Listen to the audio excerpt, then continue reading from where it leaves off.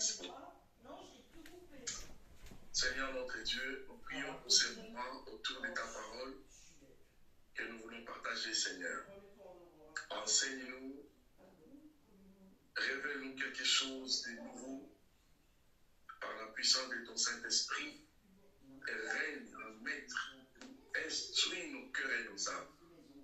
Au nom de Jésus. Amen. Donc, ce soir, nous sommes au 7e principe de l'implantation. Donc, ce soir, nous sommes au 7e principe de l'implantation de l'Église. On appelle ça le principe de la multiplication. Donc, ce soir, nous sommes au 7e principe de l'implantation de l'Église. Et le sujet du soir est intitulé le principe de la multiplication.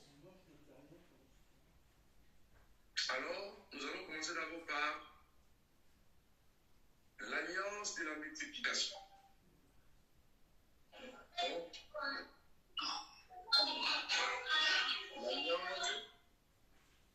l'alliance de la multiplication. Donc, ce soir, nous allons parler sur le principe de la multiplication et nous allons parler sur l'alliance de la multiplication. Genèse chapitre 1er, verset 28. Là, nous voyons Genèse chapitre 1, verset 28.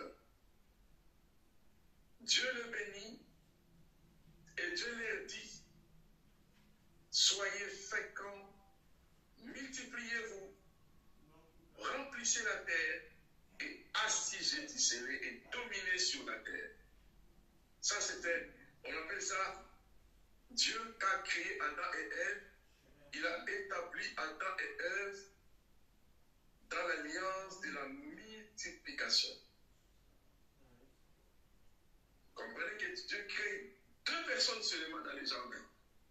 Presque toute la terre. Genèse chapitre 1, verset 28. Genèse chapitre 1, verset 28. La Bible dit, Dieu bénit Adam et Ève et Dieu leur dit, soyez féconds, multipliez-vous, remplissez la terre, assujettissez la terre. Là, Dieu dévoile son plan. Avec les 2 individus dans le jardin d'Éden, Dieu a l'intention que toute la terre soit remplie.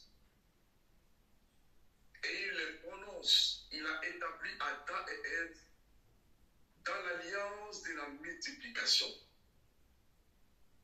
Notez bien que Dieu, tout ce que Dieu crée doit se multiplier.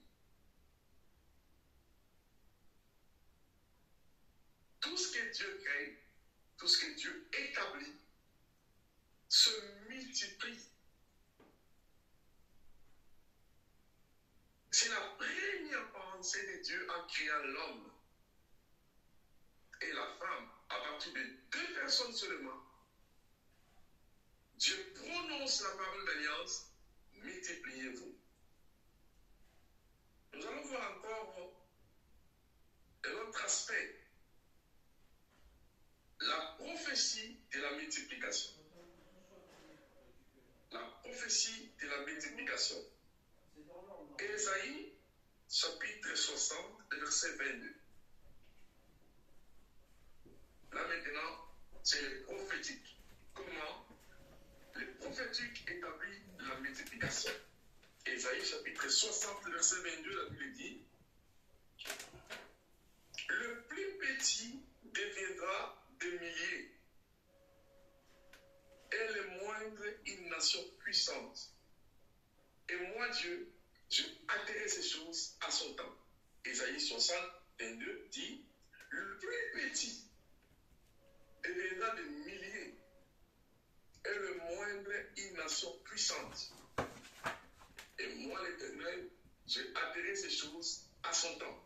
Nous voyons d'abord l'alliance de la multiplication. À partir de 2 personnes, Dieu voit déjà toute la terre remplie avec les hommes. Et ici, dans les prophétiques, Dieu envoie la parole, dit, le plus petit deviendra 2 milliers et le moindre deviendra une nation puissante. Et moi, l'Éternel, j'ai altéré ces choses à son temps. Ça, c'est le prophétique. Vous allez constater que tous les exemples qu'on a donnés, vous verrez que Dieu abonde toujours. Que ce qui commence petit doit se multiplier. Amen. Nous allons voir encore dans Genèse sur la prophétie de la multiplication toujours. Genèse chapitre 25, le verset 21 à 23. Genèse 25, 21 à 23. Là, c'est Rebecca, la femme d'Isaac, qui est enceinte.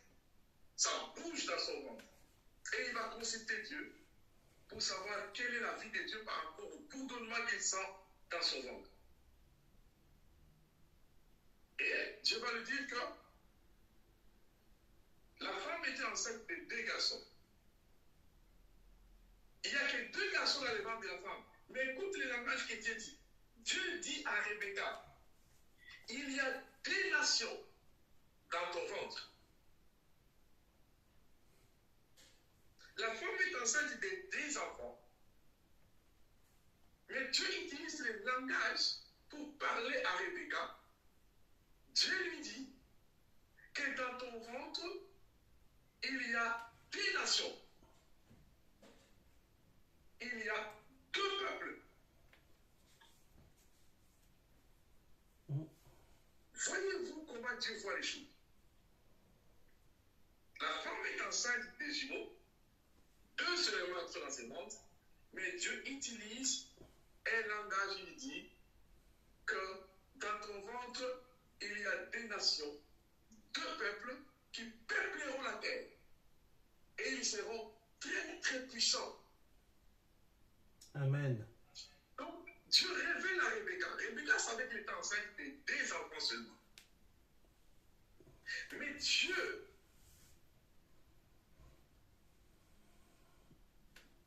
dans la mathématique de Dieu, il voit dans le ventre de Rebecca 2 nations, 2 peuples qui seront puissants sur la terre. Vous comprenez que Dieu, à partir de petit nombre, à partir de 2 personnes seulement, Dieu proclame la multiplication. Donc, dans tout ceci, Dieu nous envoie à la pensée de Dieu. Quand quelque chose commence petit chez vous, entre tes mains, et que c'est Dieu qui est l'auteur, qui est à la base, mettez en tête que si c'est Dieu qui est à la base, c'est Dieu qui établit ce qui vient de commencer dans la multiplication. Si c'est Dieu, je mets accent, si c'est Dieu qui est à la base de ce qui commence là, même si on est 2, on est 3, tels que nous sommes ici, je ne sais pas combien de personnes que je vais enseigner. On a commencé avec Jean-Philippe. Pendant tout le temps que j'étais en province là-bas, Jean-Philippe n'arrêtait pas de me harceler, de me dire que pasteur, tu as des choses à donner au monde. Il faut qu'on commence. Avec lui, on a donné l'école, les ceci, les sessions, on a cherché le nom à donner jusqu'à ce que l'école est née. Amen, c'est vrai. Souvent, il m'accompagnait dans des très longs voyages avec lui. On a besoin des disciples comme ça. C'est-à-dire que Dieu, à partir des petites choses qui commencent, lui, il voit puissant et grand. Et ce soir, nous allons laisser tomber nos pensées des petites choses en tête. Nous devons abonder à la vision de Dieu parce que Dieu est un Dieu de multiplication. À partir d'un temps, il multiplie. La prophétie le multiplie. Ici, nous voyons avec Rebecca. Rebecca est enceinte de 2 jumeaux seulement dans son ventre. Il va consulter Dieu pour savoir qu'est-ce qui se passe dans mon ventre. Et Dieu va lui révéler quelque chose qui va bousculer sa vie. Et dans ton ventre, il y a 2 nations. Il y a 2 peuples qui seront puissants sur la terre.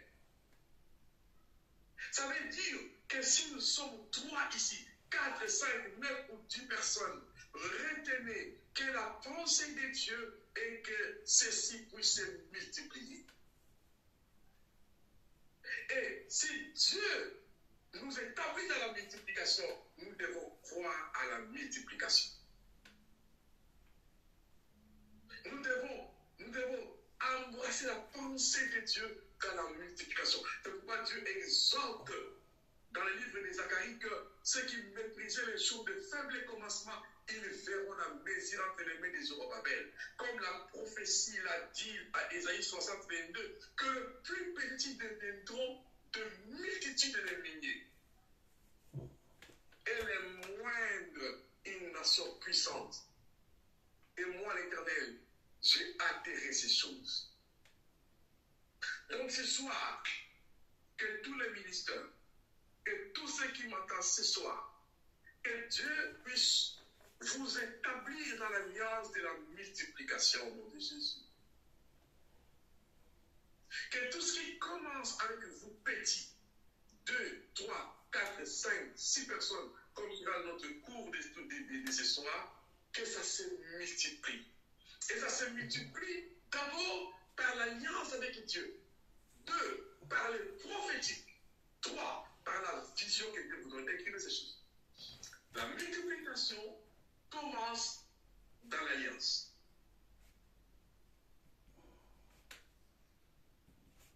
Dans l'alliance. Si c'est Dieu qui commence avec vous, je le répète, son alliance est établie d'abord dans la multiplication. Donc tout commence dans l'alliance. 2, dans les prophétiques, ce que Dieu a dit. C'est pourquoi avant de commencer, il faut être sûr que c'est Dieu qui te demande de le faire. Dans les prophétiques et 3, dans la vision.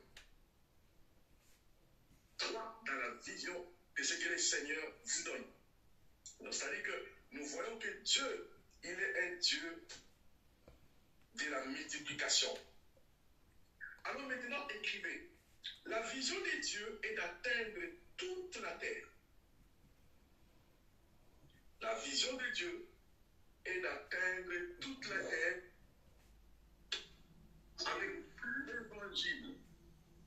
La vision de Dieu est d'atteindre toute la terre avec l'évangile.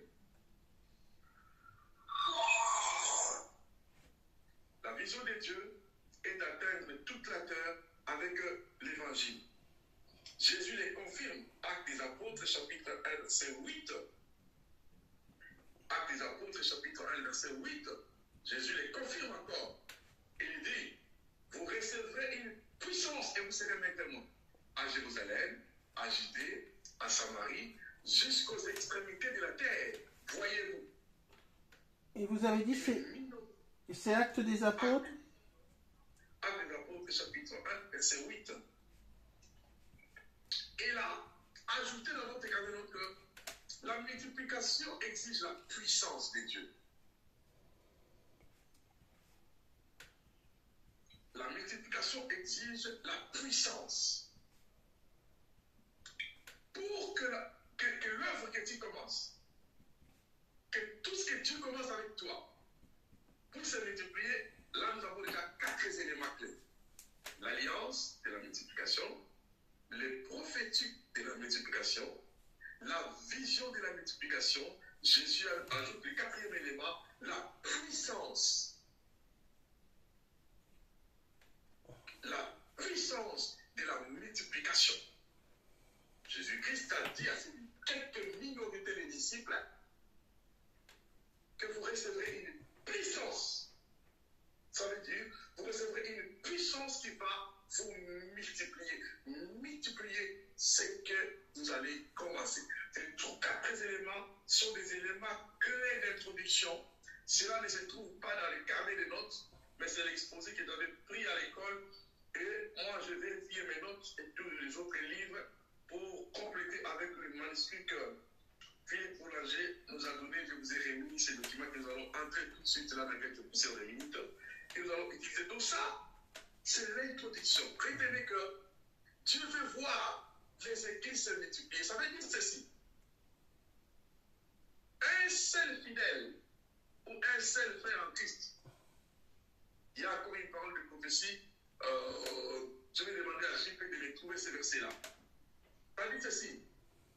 Un seul poursuivra 1000 et 10 poursuivra des milliers. Il y a une parole comme ça, trouvez ça. Un seul homme poursuivra 1000. Et 10 000 et 1000 poursuivront des milliers. Ça, alors, nous voyons la multiplication individuelle. Écrivez ça. La multiplication individuelle. La multiplication individuelle. Je compte beaucoup sur JP de trouver ces versets-là. Il dit, une seule. Comment? Je cherche. Une seule personne. Ok. Une personne poursuivra 1000. Et 1000 poursuivront des milliers. Ça veut dire quoi? Là, nous voyons la multiplication personnelle, individuelle. Ça veut dire que quand dans l'église, on a 10 membres, la prophétie dit ceci. Individuellement, chaque chrétien va produire dans sa vie au moins 1000 personnes. Alors, j'ai trouvé Lévitique 26, verset 8. Ça dit quoi, s'il te plaît? Lévitique combien? Lévitique 26, verset 8. Oh, tiens, frère, s'il te plaît. Ça dit quoi, raconte? 5 d'entre vous en poursuivront 100, et 100 d'entre vous en poursuivront 10 000. Et vos ennemis tomberont devant vous par l'épée.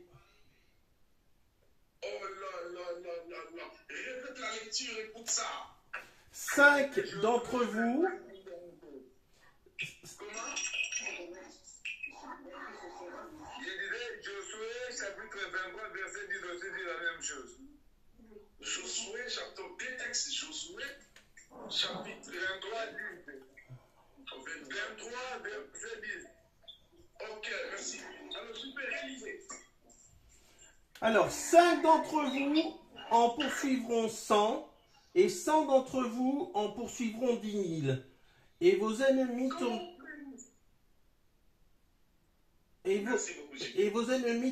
tomberont devant vous par l'épée.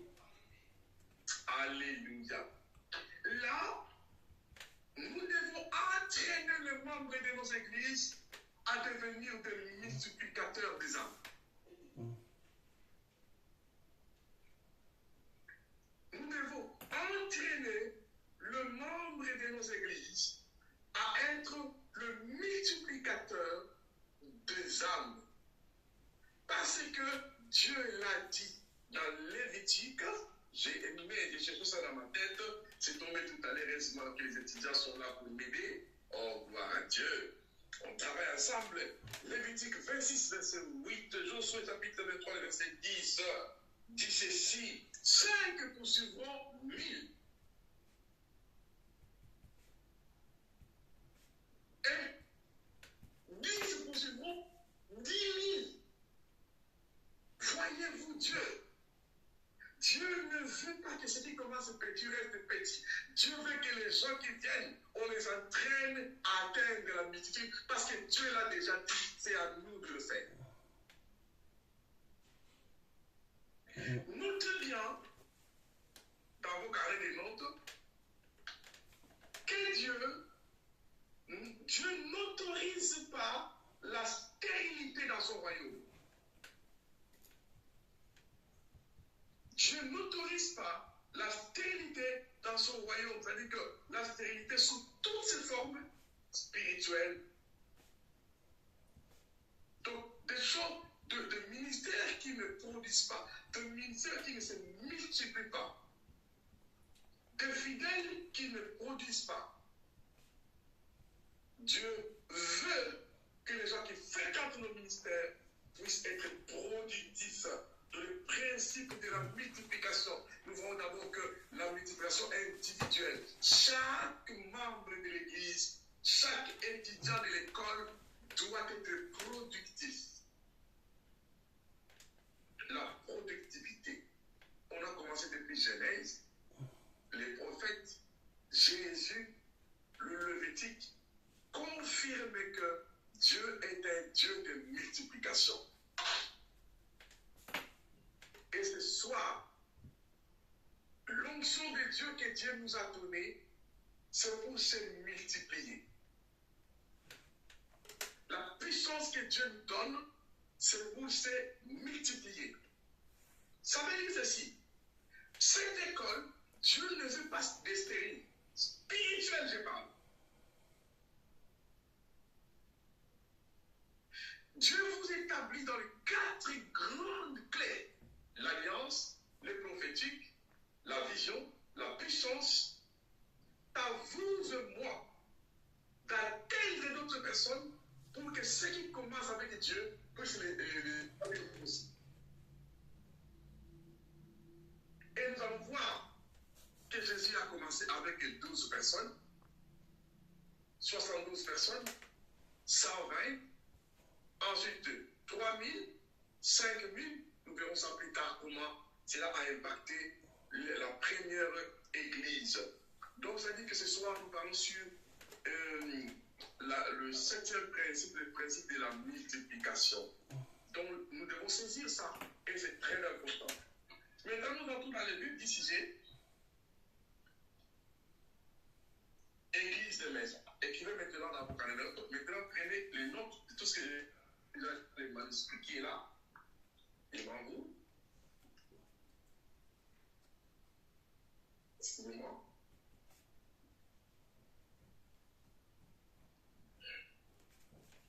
Tu l'as, maman, c'est bon. C'est bon, tu l'as. Vous avez le manuscrit qui est devant vous. Et nous allons parler maintenant sur église de maison. Alléluia. On va parler de l'église de maison. Actes des apôtres, chapitre 20, verset 20 à 21. Vous avez vos carnets de notes avec vous.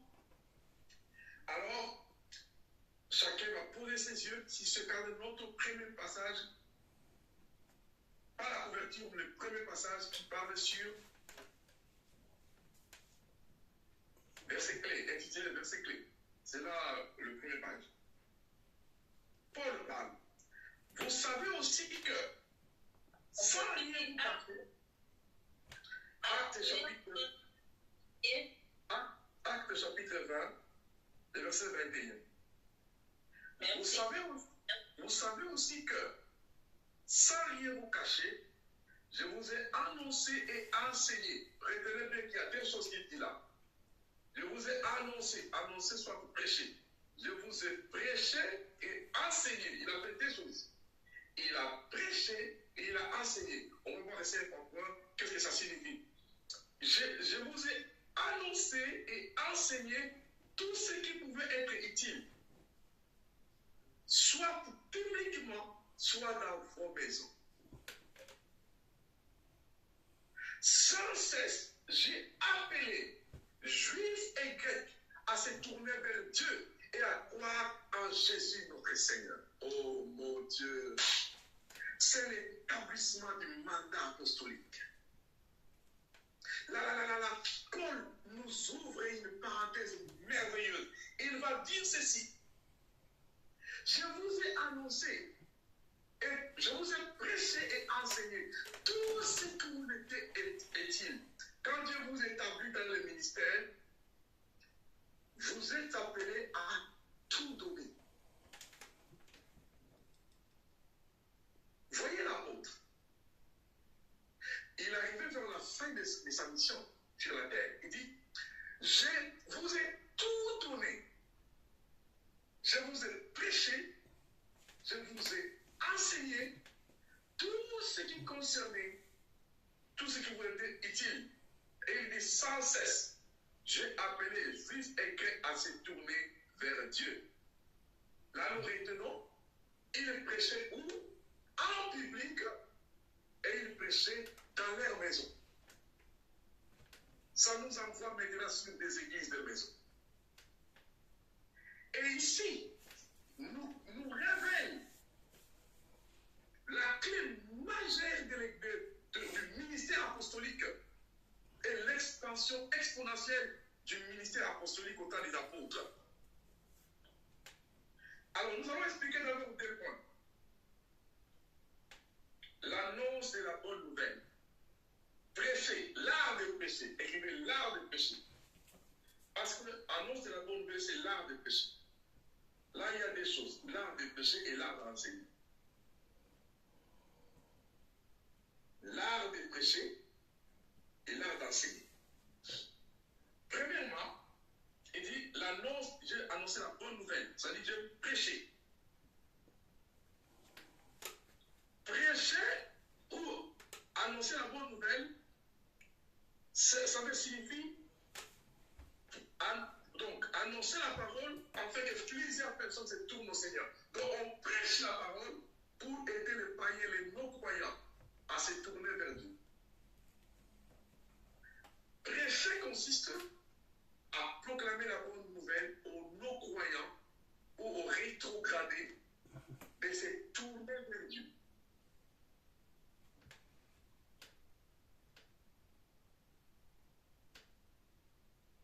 C'est pour cela, dans des croisades ou dans des grandes cultes de dimanche, la plupart du temps, on prêche pour amener les gens à tourner vers le Seigneur.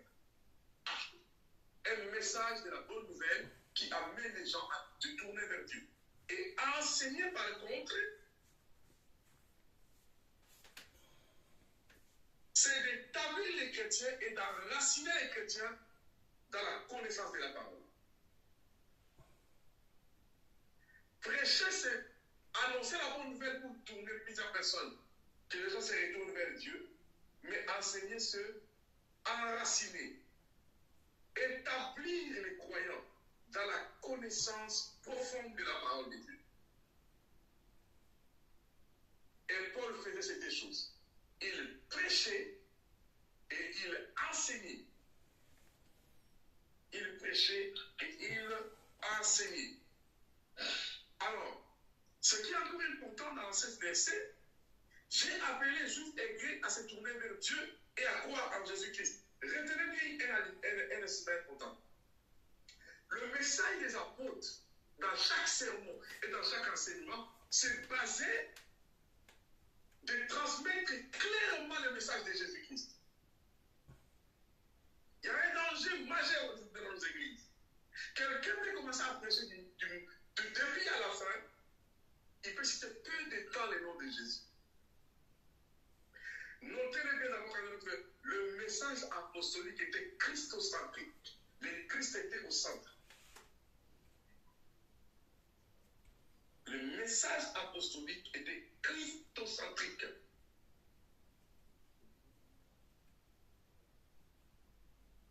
Donc, christocentrique signifie le message basé sur Jésus. Comment? Les messages apostoliques étaient christocentriques. Christocentrique signifie basé sur le Christ, sur Jésus. Quand les apôtres prêchaient, vous allez voir comment les apôtres prêchaient. Tous leurs sermons se tournaient au nom de Jésus-Christ crucifié et tournaient les gens vers le salut qui se donne par Jésus. Très important. Mais le point qui est dans notre premier chapitre ici, c'est de savoir que Paul prêchait la parole en public et dans des maisons. Alors, notez ceci. Nous allons parler sur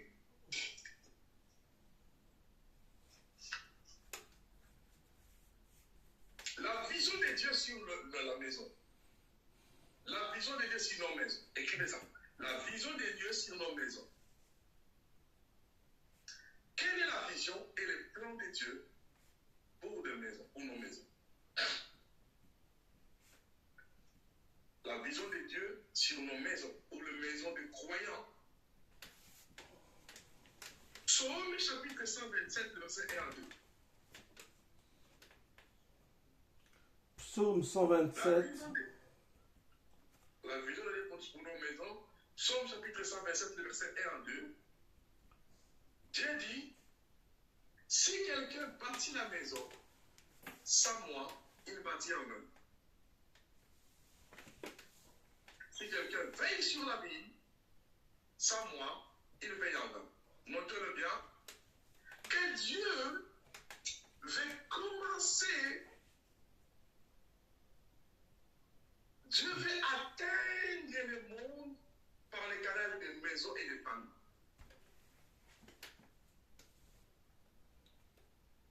C'est-à-dire, Dieu veut atteindre le monde, mais il veut utiliser nos maisons et nos familles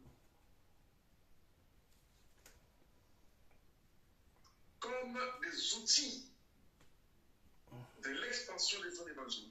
Donc, Dieu veut atteindre nos maisons comme instrument d'évangélisation. Et là, Dieu dit, si quelqu'un bâtit la maison, sans moi, il bâtit en vain. Là, Dieu est plus haut des cieux, veut venir dans la maison de quelqu'un pour commencer son œuvre. C'est là où commence la théologie apostolique sur la multiplication des églises. DCPI, là où je vais obtenir les certificats très bientôt, est en train de parrainer 1 million d'églises dans le monde maintenant. Et quelles sont les tactiques qu'ils ont utilisées? Ils ont suivi simplement les tactiques des apôtres. Atteindre des maisons et que des maisons deviennent des églises. Dieu dit, si quelqu'un bâtit la maison, sans moi, il bâtit en elle. Et nous allons voir maintenant écrire mon engagement. Mon engagement. Josué chapitre 24, verset 15. Mon engagement. Josué. Alléluia, alléluia, alléluia. Josué 24. Le verset 15. La Bible dit ceci. Josué va prendre un engagement. Il va dire, moi et ma maison, nous servirons l'Éternel. Josué, serviteur de l'Éternel, a capté la pensée de Dieu. C'est pourquoi nous, les leaders, les pasteurs des églises, nous devons élever les niveaux de fidèles de nos églises à comprendre que Dieu a une vision sur leur maison. Dieu a un plan, ça doit hanter. Dieu a réveillé la pensée de Josué jusqu'à comprendre qu'il avait un engagement à prendre envers Dieu. Et vous et moi, ce soir, nous avons un engagement à prendre parce que Dieu a un plan, Dieu a une vision. Sur la maison là où vous habitez, Dieu du ciel, du plus haut des cieux, a une vision planquée sur votre maison. Josué a capté la vision. Il dit, moi et ma maison, nous servirons l'Éternel. Écrivez sur l'engagement. Je m'engage à consacrer ma maison au service de l'Éternel.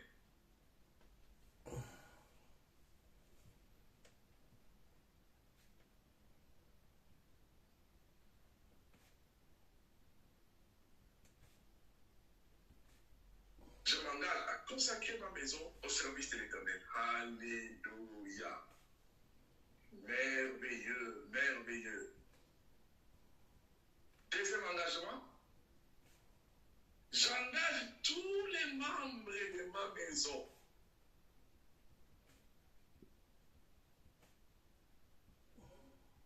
J'engage tous les membres de ma maison. De servir Dieu.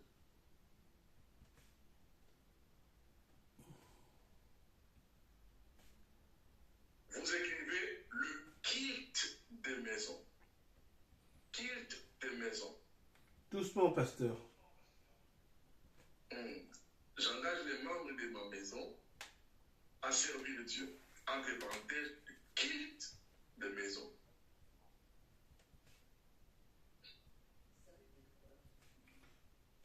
Culte de maison. C'est-à-dire, 3 choses seulement le culte de maison. Prier, partager la parole de Dieu, chanter ensemble, prier, partager la parole, chanter ensemble. Chanter et présenter des requêtes à Dieu.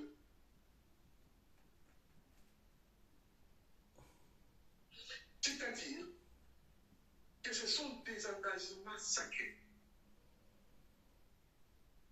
Josué a compris que la puissance d'une famille qui veut impacter, qui veut attirer la gloire de Dieu, consiste que chaque famille commence à faire des guides de famille.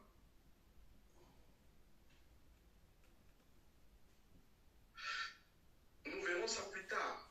Que une église forte est bâtie sur des familles fortes.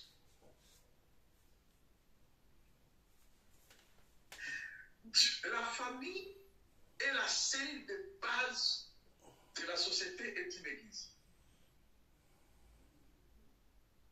La famille est une première institution que Dieu a créée avant l'église, avant le service de l'État. Il n'y a rien qui intéresse Dieu qui est la famille avant même la grande église. Parce que c'est dans l'église, dans la famille, dans la maison que se construit le miraculeux. C'est pour ça que Dieu a la vision sur la maison. Et chaque chrétien qui comprend que dans ma maison, il faut qu'il y ait un culte de maison. Partage la parole avec les enfants, avec votre mari, avec vos enfants. Si vous êtes deux, vous êtes trois, même si vous êtes seul, faites le culte de la maison. Ça, c'est très, très, très, très, très important de comprendre ces choses. Alors, nous allons voir encore autre chose. Les cultes de maison ou l'église de maison, c'est quoi?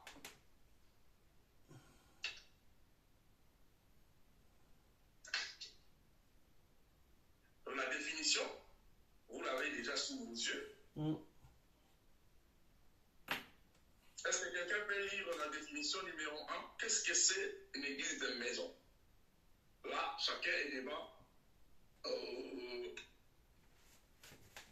un petit livret qui est devant lui. Nous sommes à l'école. Quelqu'un peut m'aider à aller lire première définition? Je peux si vous voulez. Oui. Première. Personne. Oui, Évêque.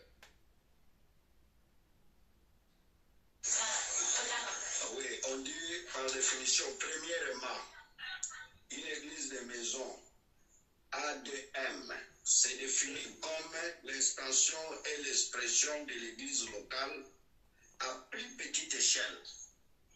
Grosso modo, entre 6 et 12 personnes. Comme son nom l'indique, elle se réunit idéalement dans une maison. Il s'agit d'y vivre les trois dimensions d'une assemblée en bonne santé, à savoir la dimension vers le haut, la dimension vers l'intérieur, ainsi que la dimension vers l'extérieur. Alléluia. Merci beaucoup. Il y a aussi un livret que vous avez envoyé, intitulé Les trois dimensions des disciples. C'est là où vous allez vous référer sur ces choses. Ça veut dire que l'église de maison commence de 6 à 12 personnes. Mais la pensée de Dieu, quand les croyants se réunissent dans une maison, Dieu veut prendre votre quartier.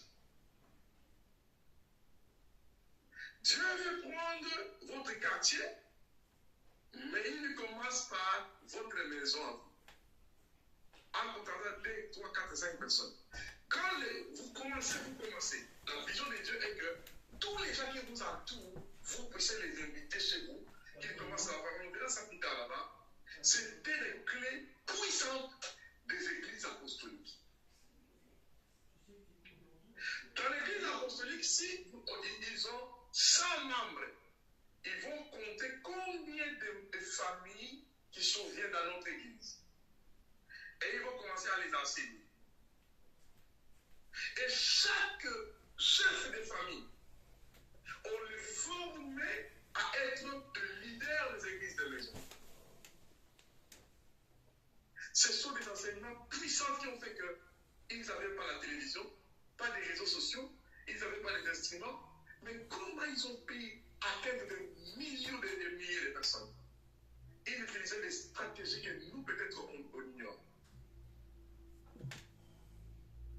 Nous avons eu, on a eu un professeur qui est le Tidjan, qui est sorti de l'école de pasteur David Yongisho, qui est venu nous donner un cours.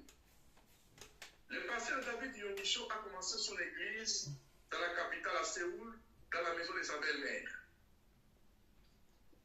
Il y avait 5 personnes.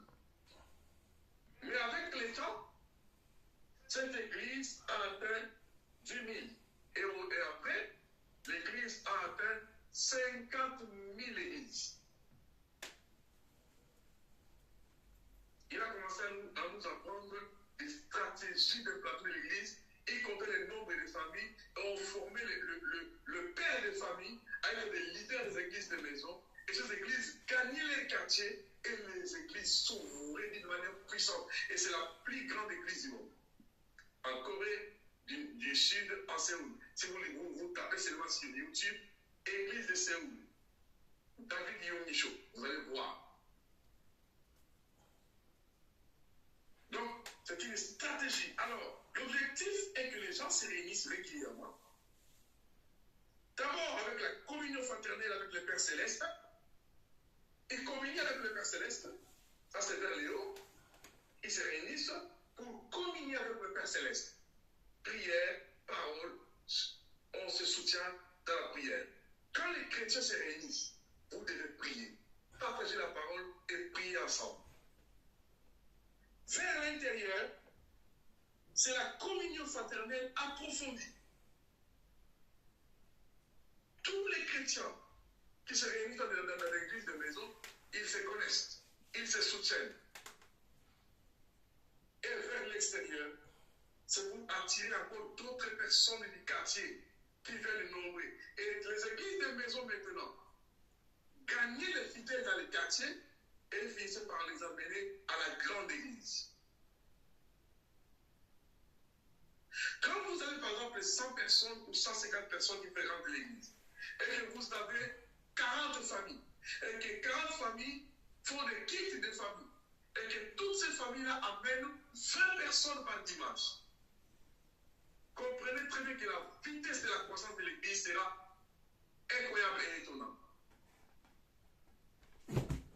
Dans la convention de ce soir, la pensée de Dieu est que nous puissions vraiment appliquer ces choses pour que l'œuvre de Dieu puisse avancer. Donc, ça c'est très important. Et nous allons voir comment démarrer une église de maison. Il faut sauter 2 pages et aller vers les 2 dernières pages. Comment démarrer une église de maison? Oh, alléluia. Oui, j'ai trouvé. Alléluia. Comment démarrer une église de maison? Oh, merci Seigneur. Quand je suis allé dans la capitale à Kinshasa, j'ai commencé une église dans une maison d'une sœur. On a commencé, la maison était remplie, après on est sorti dehors, après l'église a commencé à grandir. Et là, il y a une implantation de l'église à l'IMT. Pasteur Irène a commencé l'église avec quelques peu de personnes. Aujourd'hui, il y a 60, 100 personnes qui arrivent. Il faut cultiver cette mentalité-là. À partir de toi, Dieu veut atteindre votre quartier. Nous allons voir comment démarrer une église de maison. Actes des Apôtres, chapitre 18, de verset 18 à 19.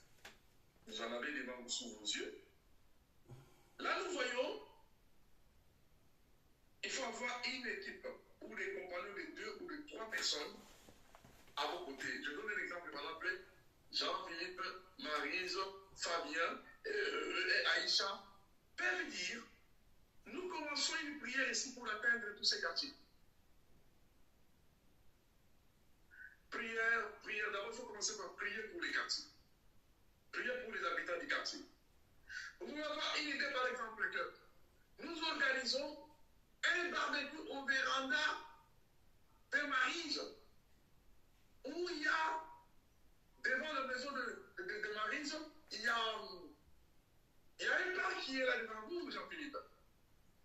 On n'est pas très loin. merveilleux parc là-bas. Mm.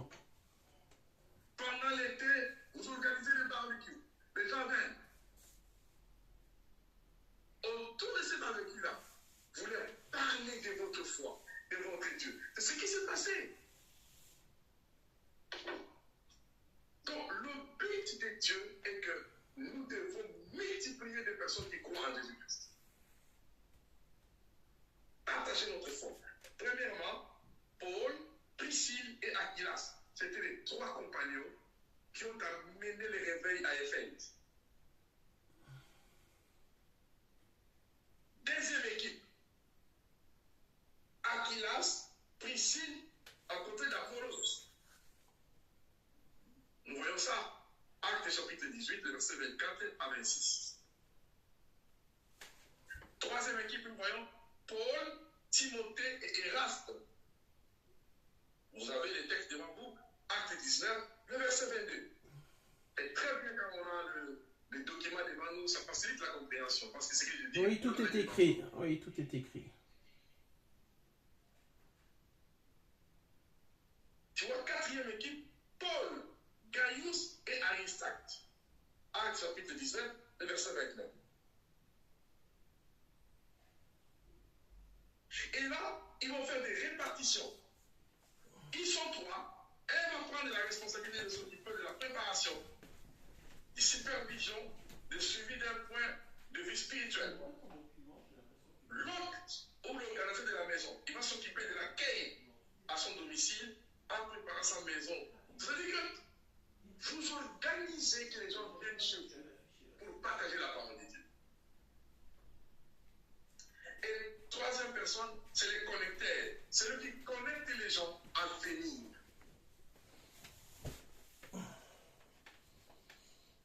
Oh, je félicite le travail qui s'est produit avec matériel, ça c'est formidable. Quand je vois ces choses ici, comment les gens sont remplis dans la maison, alors que toutes ces semaines, il y a un séminaire qui se donne là-bas, les gens sont dehors, plein qui viennent de tous côtés. Ça a commencé comme si rien n'était. L'église de maison sont une puissance. Amen. Plein. Pendant qu'à un moment va décider d'acheter la boisson et donne à manger à tous ces gens qui sont venus après le culte, ils mangent, ils rentrent avec des bouteilles de jus avec eux. Ça leur donne la motivation de venir. Nous avons la capacité d'attirer les gens en Christ et de gagner des quartiers et de vie. Mais ces questions, c'est vraiment d'entrer dans les statuts parce que nous avons l'alliance, le prophétique, la puissance, la vision. Il reste que c'est à nous d'aller dans le sang et d'agir. Et le dernier page est très intéressant. Peut-être qu'on va finir vraiment avant. Et c'est intéressant que ça soit ainsi. Donc,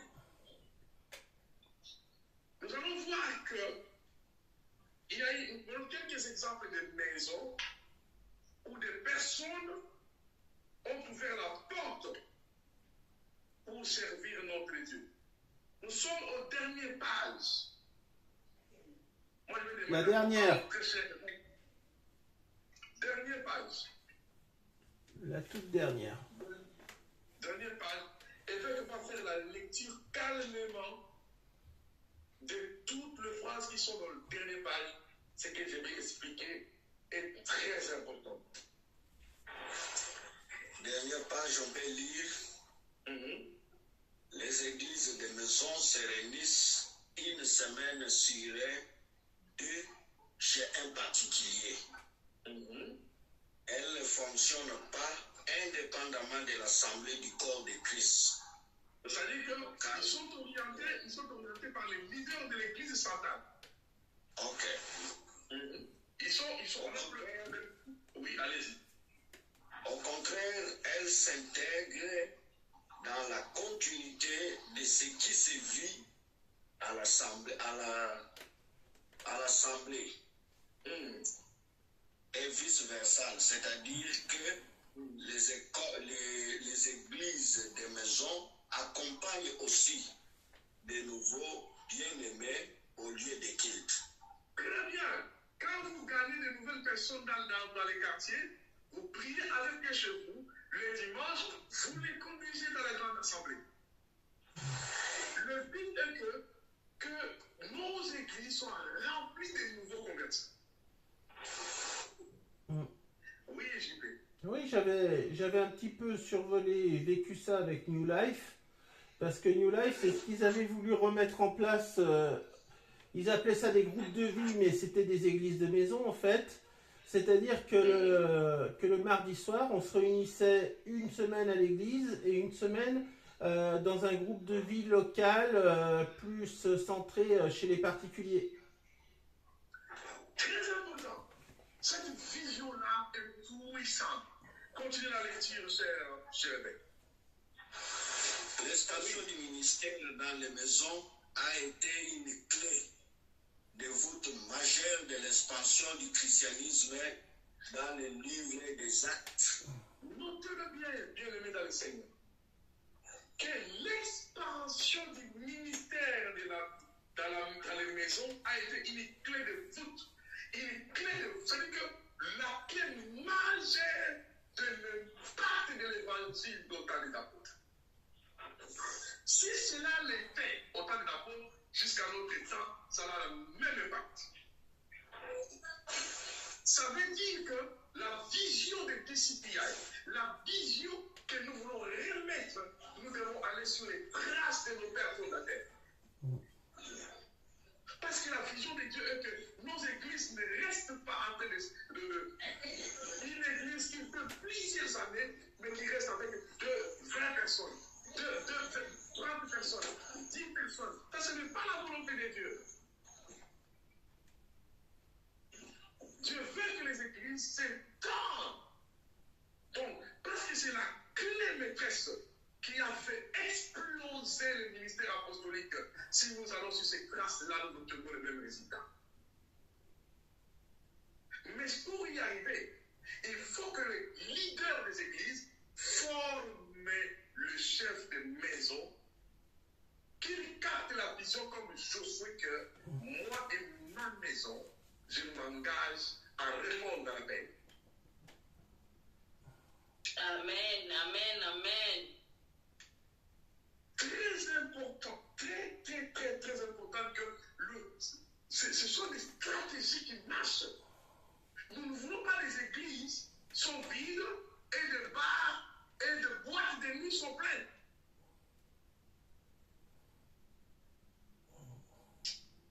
Je suis en train, j'ai écrit au maire de Paris, je veux une salle pour remplir les gens avec la puissance de Dieu. J'ai pris un rendez-vous, je veux parler avec les autorités. Il faut que je me donne une salle ici. Quand je traverse à Paris, il y a des gens qui mangent, dans les boîtes de nuit, des discothèques, il y a tous les candidats qui partent en affaires. Mais dans les églises, il y a des lieux vides. Ça, c'est un défi pour nous. Or que dans les temps anciens, c'était le contraire, l'inverse. Dans les temps apostoliques, tous les lieux de la païenne se vidaient et les gens étaient pleins dans les églises. Mais aujourd'hui, c'est le contraire. C'est un défi, c'est le recul. Pourquoi?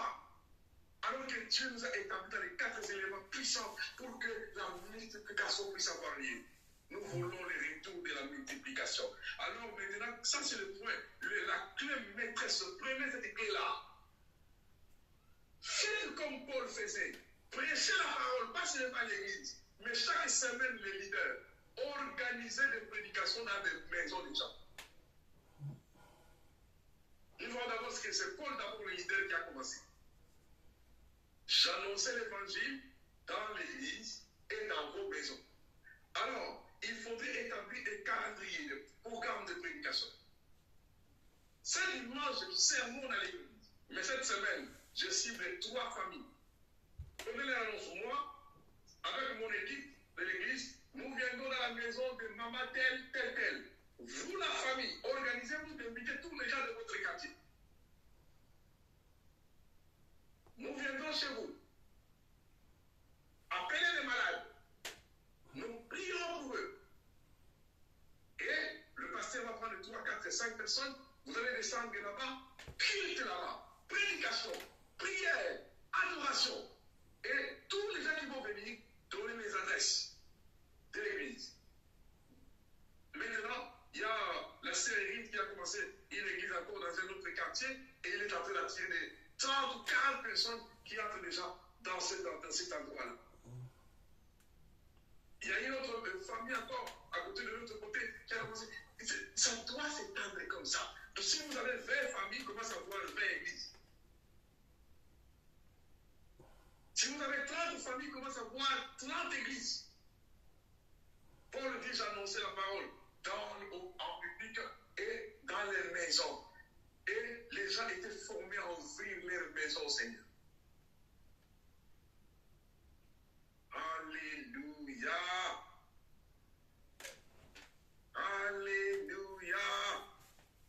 Mon Dieu, combien c'est le bonheur de céder sa maison pour que les gens viennent s'asseoir et écouter le royaume de Dieu s'annoncer. Combien céder sa maison. Nous allons le voir d'ailleurs, mon évêque lisait ce qui suit après, les exemples. Ouvrez votre micro, évêque. Évêque, ouvrez votre micro. Merci. Merci. Okay. On dit à Jérusalem où chaque jour, ils étaient tous ensemble assidus au temple, mais aussi à la fraction du pain dans les maisons. Oh, non. Oui, acte 2, 46. Vous savez que la première grande église du monde a commencé dans la maison de la belle-mère de Pierre à Jérusalem. C'était un endroit où Jésus, quand il partait, parce qu'ils habitaient la province, quand ils venaient dans la capitale, ils allaient chez la belle-mère de Pierre, où ils mangeaient, se reposaient un peu. Mais Jésus avait un plan, que cette maison de la belle-mère de Pierre doit devenir l'église. Mais non! Impérativement. Il faut que la maison devienne un endroit qui doit exploser le royaume de Dieu vers le pays des hommes.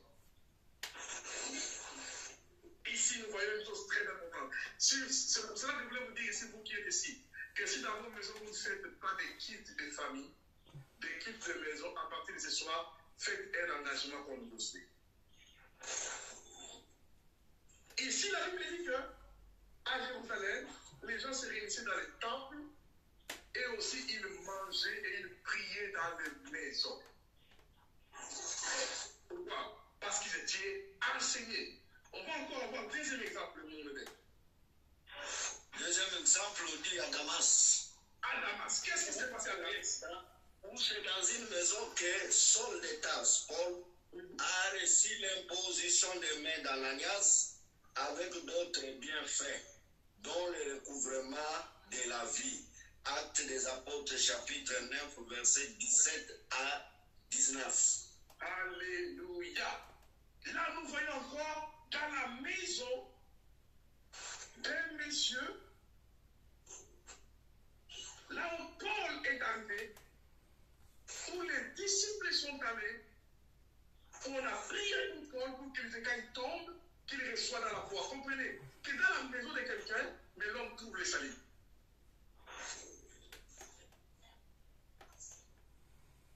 Vous voyez la culture apostolique, c'est la culture de maison qui amène le salut dans la vie des gens. C'était une puissance. Et discipline a étudié ces choses en profondeur. Je vous assure que ce n'est pas le plan de Dieu que l'Église reste en manque de fidèles, de vie continuelle, pendant que de boîtes de nuit, de bars se remplissent, alors que la maison de Dieu est vide. Nous devons prier. Nous devons enseigner profondément, comme les apôtres préparaient des chefs de famille à ouvrir la porte pour que les salut entrent. Troisième exemple, homme de Dieu. Troisième exemple, on dit idem à Césarée. où Corneille et les siens ont bénéficié d'une triple bénédiction dans une maison. Acte 10, 44 à 48. Il y avait un homme encore à Césarée, Corneille, un chef militaire, mais qui avait entraîné sa maison à adorer, à louer Dieu. Et la Bible dit qu'il y avait, un jour il y avait un homme du Seigneur qui a demandé à cet homme de faire venir Pierre dans sa maison pour qu'il prêche. Et la Bible dit quand Pierre est arrivé, il a annoncé la parole. Les gens étaient sauvés et ils étaient remplis du Saint-Esprit. Ou dans la maison de Corneille. Et je vais donner un autre verset qui n'est pas dans ce livre. Actes des Apôtres, on va voir un exemple puissant. Actes des Apôtres, chapitre 28. Merci beaucoup de les trouver rapidement. Oh, j'aime ces textes. Actes des Apôtres, chapitre 28, le verset 7 au verset 10. On va voir un élément puissant qui s'est passé dans la maison d'un homme.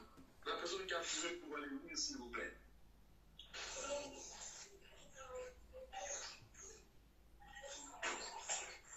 Alléluia. Acte 28, verset 7 à 10.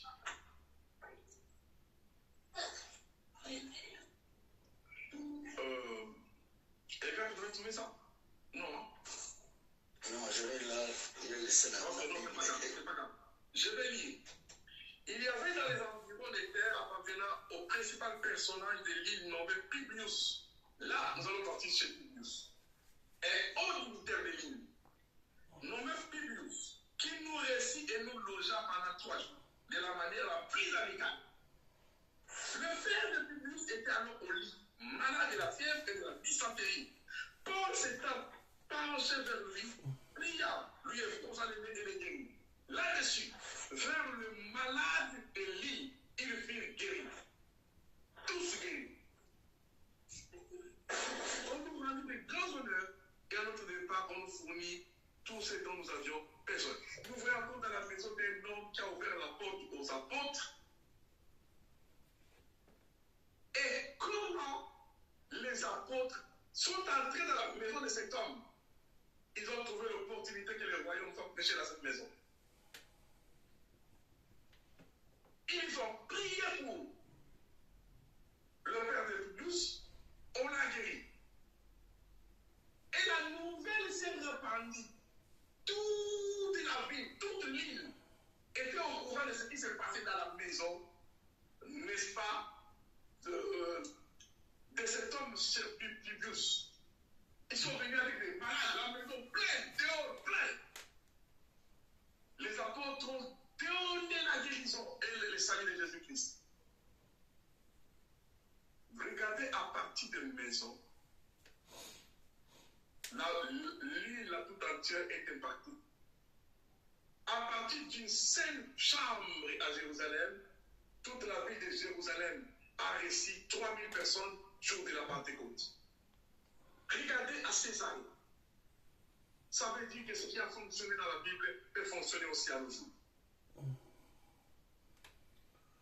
Donc il est très important que nous entrons dans la vision de la grande moisson. Mais pour y arriver, nous devons utiliser des enseignements tellement puissants qui rendent responsables de pères de famille, de chefs de maison, le rendent responsable comme Josué. Moi et ma maison, nous servirons l'Éternel. Ça, c'est la loi de la multiplication. Ça veut dire ceci. Disciplina et prévoit qu'une église locale qui gagne 50 ou 100 membres doit créer au bout de 5 ans ou de 10 ans au moins 30 autres églises. L'église locale, à partir de ces lignes de maison, une église de 50 membres ou de 100 membres qui a au moins dans son église 20 ou 30 familles, au moins doit créer des églises à base de familles.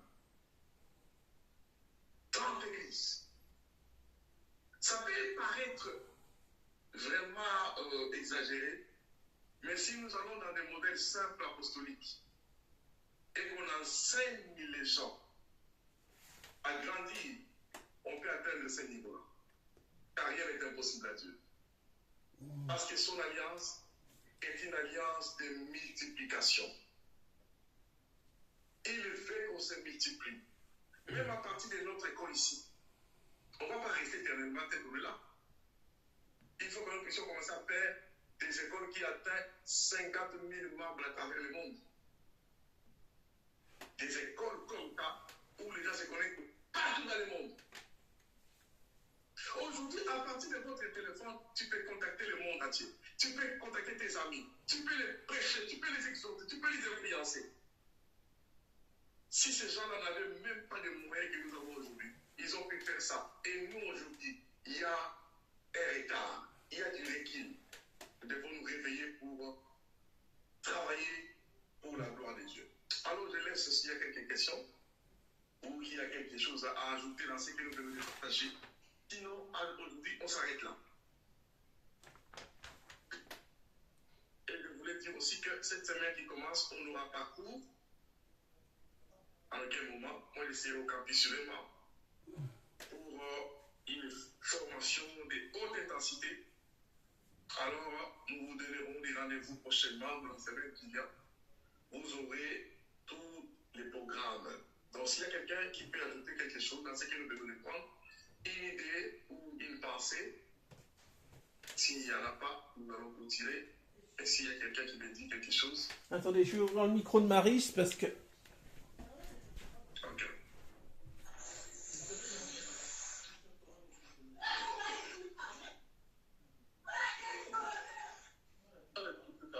Oui, elle veut me dire quelque chose. Bon, moi, c'est vraiment pour compléter, hein, c'est très fort ce que vous venez de dire. Je pense que pendant les temps de Covid, hein, de Corona, là, c'est même l'approche qu'on avait développée parce que l'État avait interdit un peu les cultes. On avait orienté les choses vers des maisons. Et c'est vrai, on a gagné vraiment des gens aussi vers des maisons. Et je prends par exemple l'exemple de nous-mêmes là, de moi. On développe les cultes des maisons, mais pas les cultes pour influencer les autres. Ce que j'ai compris aujourd'hui, c'est-à-dire un culte que je fais ici, pas seulement moi et les enfants, nous faisons notre culte, c'est un culte qui peut influencer aussi les quartiers. Donc, les gens qui viennent, ça c'est vraiment une dimension pendant donc la période de Covid là, c'est ce qu'on avait développé pendant tout le temps et on a gagné des gens et il y a des gens qui sont venus au Seigneur et tout ça. Mais à un certain moment, quand les prix, on laisse ça, on laisse l'approche là. Et donc pour moi, c'est vraiment une interpellation pour voir que si on peut vraiment les développer au sein de l'Église, on aura vraiment d'ailleurs des familles fortes, des familles fortes dans les quartiers, leur façon de vivre quand ils influencent les autres. On ne peut pas influencer quand ils ne sont pas modèles, non? C'est-à-dire, ça, c'est quelque chose que j'encourage. Je pense qu'on peut déjà les réfléchir pour voir comment les relancer encore. Merci beaucoup. Alléluia, merci beaucoup. Est-ce qu'il y a quelqu'un qui a quelque chose à dire? Une question? Oui, Marie. Moi, je voulais dire maintenant que je ne sais pas si c'est réaliste dans notre société française telle qu'on est. Je ne sais pas si c'est réaliste parce que quand on pense maison, on pense petite maison, individualité par exemple. Par exemple, moi je vis en appartement, je ne peux pas déranger les voisins de dessous d'à côté, on ne peut pas chanter et tout. Oui, tout à fait. Je comprends ce que tu veux dire. C'est-à-dire que quand on veut ça, c'est pour cela que quand vous recevez les gens, surtout, comme j'ai mis chanter, mais ce n'est pas obligatoire qu'il fallait faire du bruit pour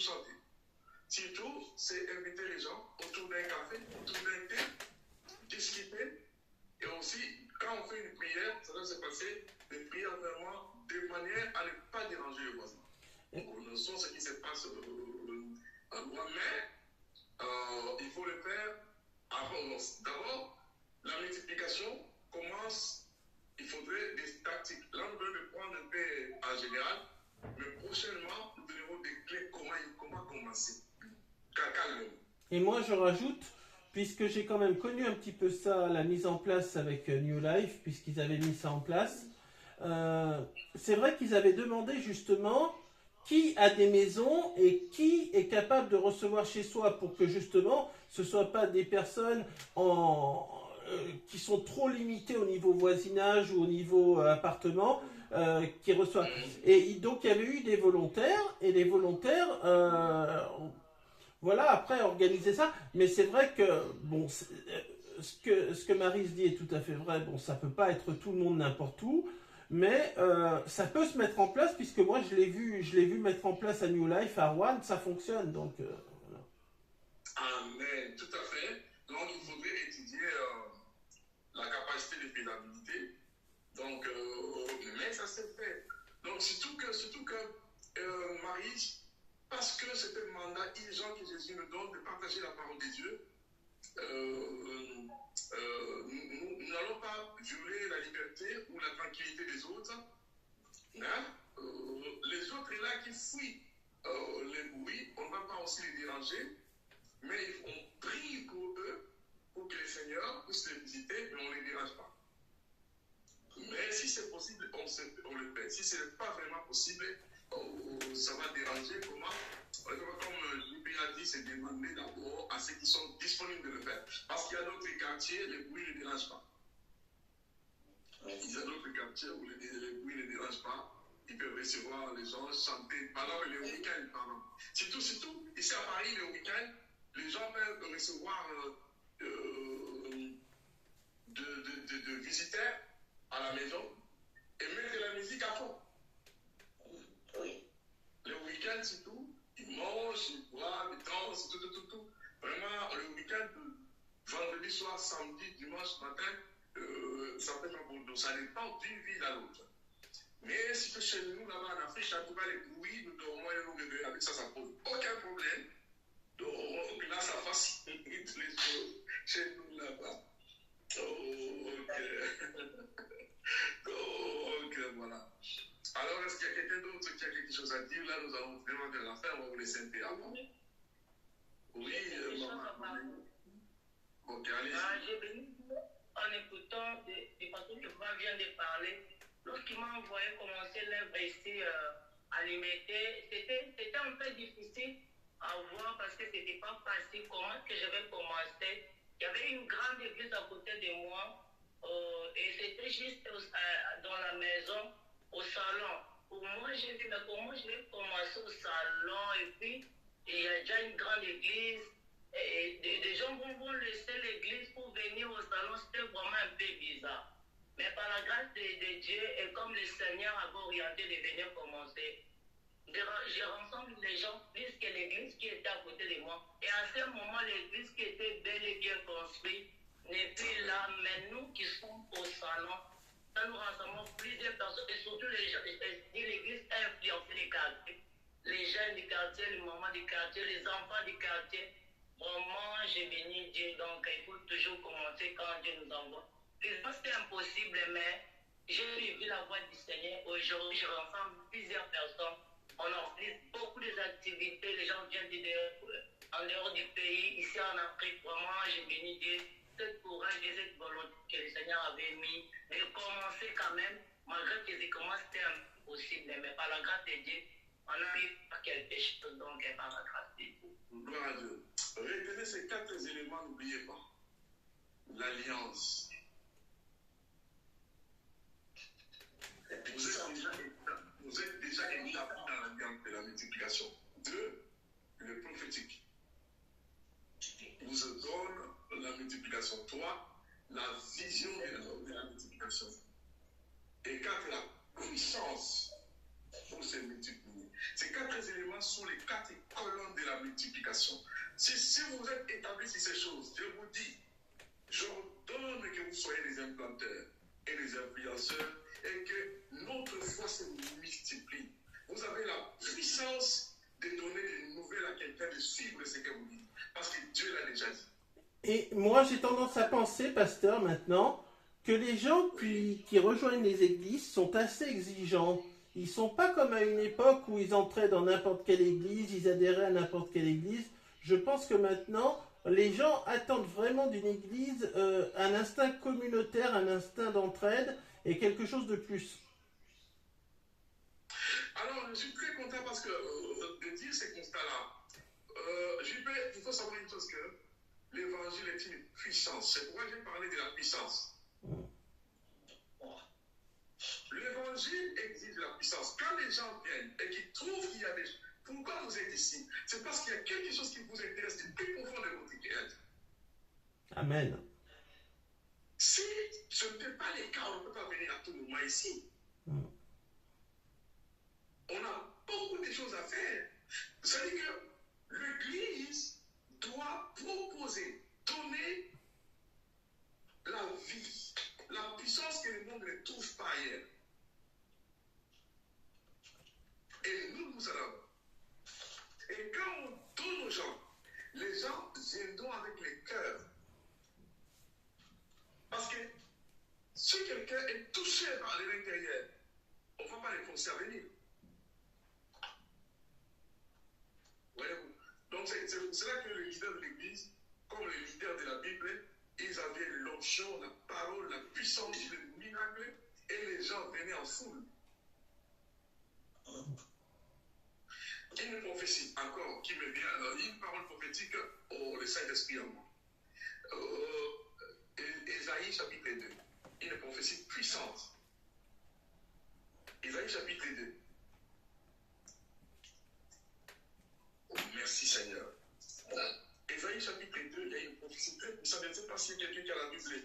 JP, est-ce que tu as la Bible? Tu peux trouver ces versets-là rapidement. Je vais. Est-ce que, ou bien, frère Nono Makassa, est-ce que tu as la Bible? Tu peux les lire rapidement là-bas. C'est qui peut trouver rapidement. Chapitre 2.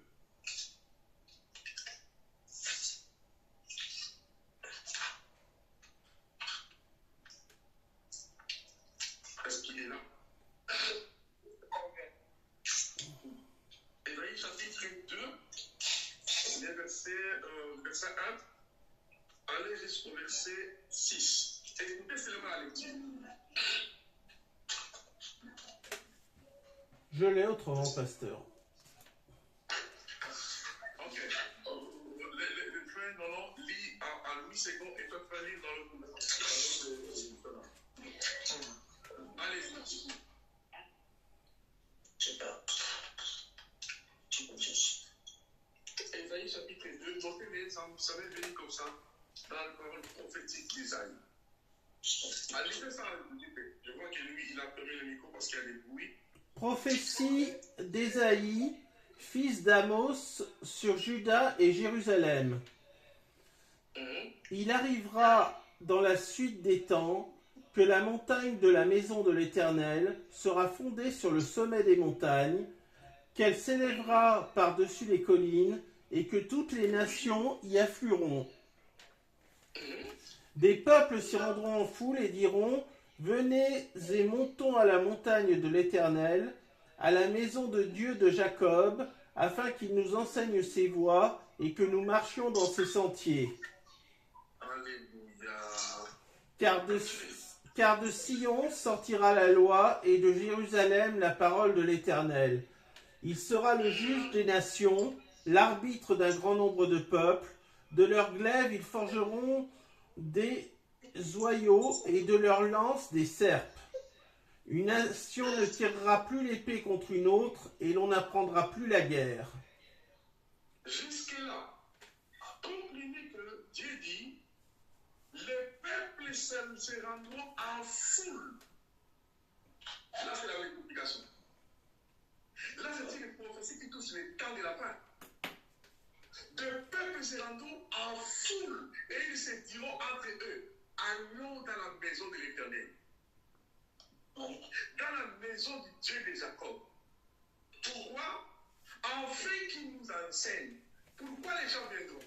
Ils viendront pour être enseignés.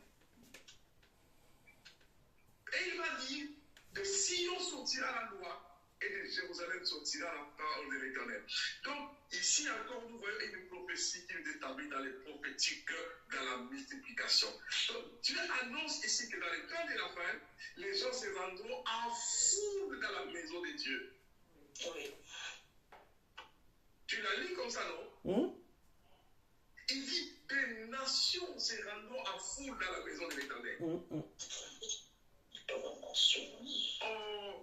ça c'est la prophétie d'Ésaïe. Et que toutes les nations y afflueront. Il afflueront, c'est-à-dire qu'ils vont se bousculer. Par exemple, la Corée du Sud, ils font 10 kilts par dimanche. Ils ont 800 membres. Un auditorium, donc à partir de 6 heures, les gens quittent des provinces, prennent des avions. Tous les pasteurs prennent l'équipe. Donc il y a tout un programme. Ces premiers qui sont déjà enregistrés dans les tableaux informatiques. Quel mouvement de Dieu, le royaume de Dieu ne peut pas réguler. Comment les diables gagnent, comment les discothèques, comment les boîtes de nuit gagnent du terrain et l'église de Jésus les a dit. C'est un défi pour nous. Alors nous ne voulons pas ça. Nous voulons que le réveil du passé revienne au nom de Jésus. Que Dieu établisse son peuple dans la multiplication dans le nom de Jésus. Les renommés là où nous sommes. Nous allons prier que Seigneur, alléluia. Ce que Dieu a commencé avec moi, que ça se multiplie. Nous allons prier, ouvrons nos micros s'il vous plaît. Aujourd'hui nous allons prier pour la multiplication. Parce que le diable est en train de piller l'église.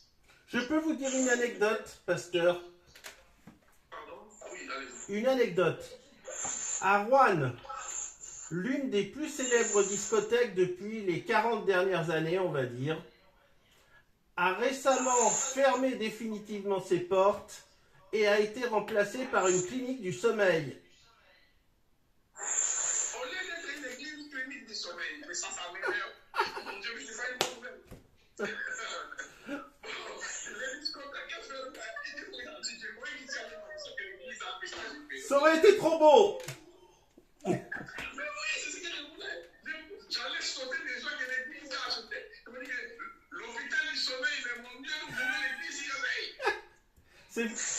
Alors, je suis petit par aller dans cet endroit-là. Dites-les les sorties, qu'on nous laisse cet endroit-là pour l'église. Amen. C'est pas vrai. Vous savez, autre chose. Il y a des cathédrales qui abritaient des églises catholiques et évangéliques. Ça commence à être acheté par les musulmans l'islam. Ici à Paris, en banlieue, moi je pleure mon Dieu quand j'entends ces choses. Nous devons prier pour que le réveil du passé revienne. Hier, on nous a parlé sur l'esprit des liés qui est en train de revenir. Alors, bien aimés, nous allons prier ensemble ce soir pour que Dieu nous aide à nous multiplier, à multiplier son œuvre. Prions Dieu, ouvrons nos micros. S'il y a trop de bruit là où on est, pour laisser fermer. Mais sinon, nous allons prier au nom de Jésus. Père, je prie ce soir, au nom de Jésus, pour la multiplication. Nous avons besoin de la multiplication. Nous voulons voir la puissance de Dieu opérer dans nous, Seigneur. Je veux me multiplier, Seigneur. L'œuvre que tu nous as donnée se multiplie. Nous ne voulons pas des églises vides. Nous ne voulons pas que rien ne se passe. Nous voulons que, Seigneur, des grandes choses s'opèrent au nom de Jésus. Oh Père, que les églises se multiplient pour ta gloire, au nom de Jésus. Je demande à l'évêque de prier pour la parole de ce soir, pour notre réunion de ce soir, et notre prochain rendez-vous qui sera annoncé prochainement.